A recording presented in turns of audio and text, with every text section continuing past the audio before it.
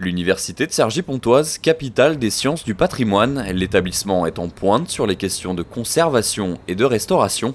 Dans le cadre des investissements d'avenir du Grand Emprunt, l'UCP a été doté d'équipements d'excellence, baptisés Patrimex, comme ce laboratoire mobile amené à se déplacer dans toute l'Europe.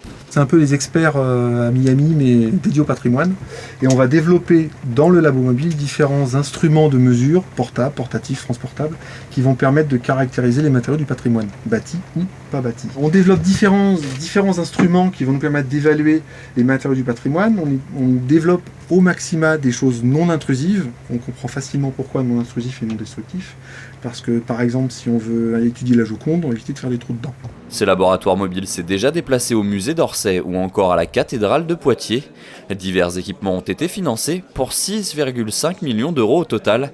C'est le cas de cette plateforme laser qui contient différents outils scientifiques de pointe pour étudier au mieux les surfaces et matières.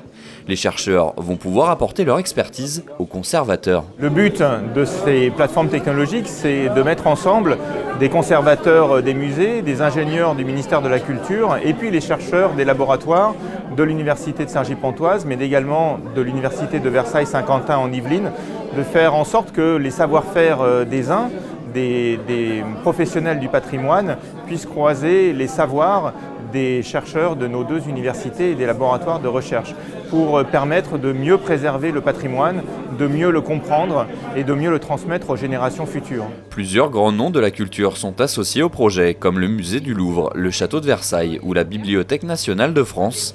Une fondation des sciences du patrimoine a été créée pour regrouper tous ces acteurs.